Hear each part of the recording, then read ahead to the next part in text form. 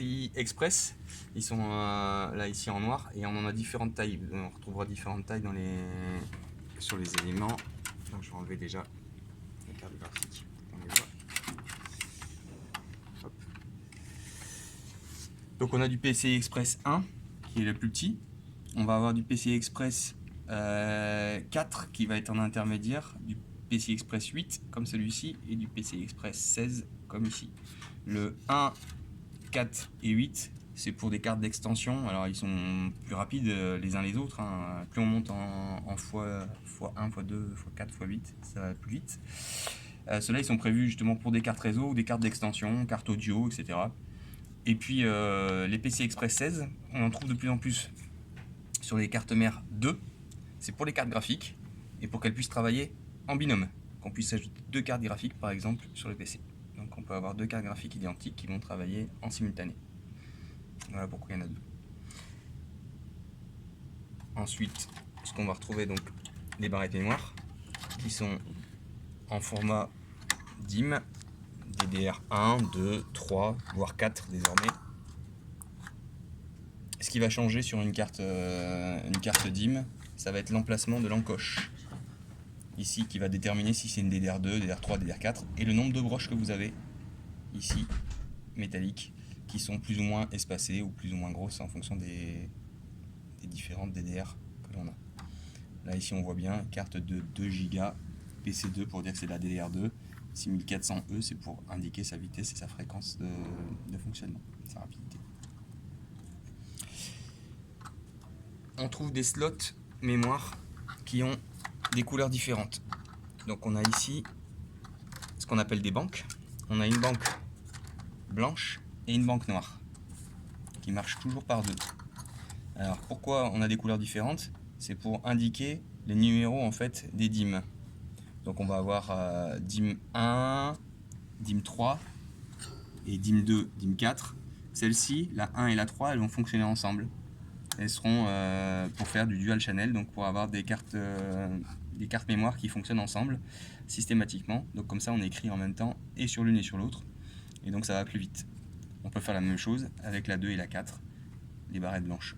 En priorité, quand on installe les barrettes, on installe toujours celles qui sont les plus proches du processeur. Donc les plus proches du processeur, ici c'est les noirs.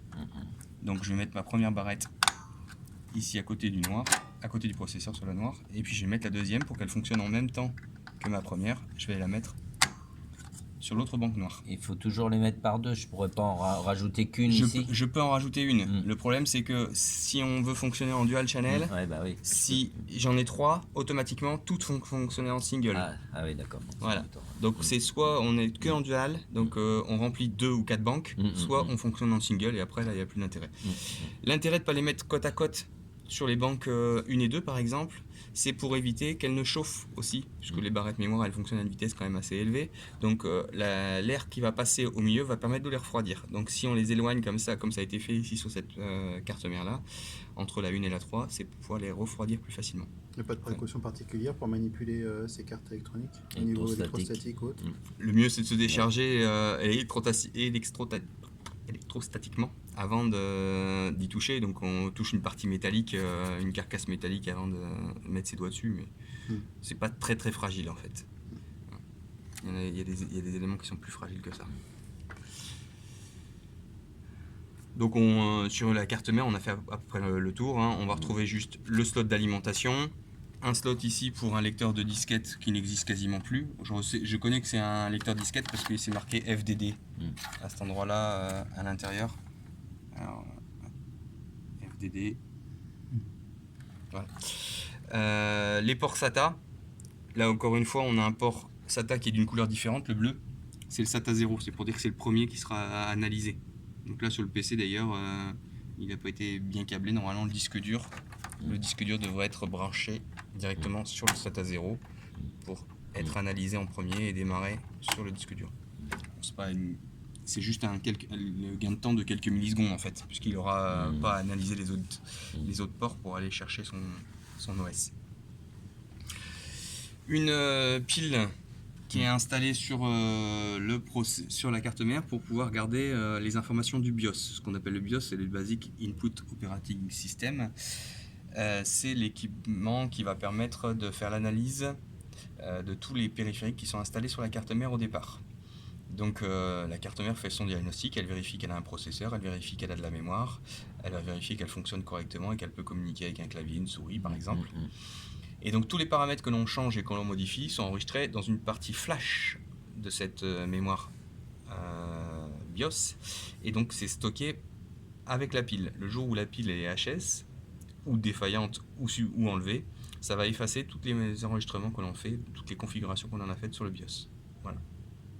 Ça change tous les combien en préventif ou pas?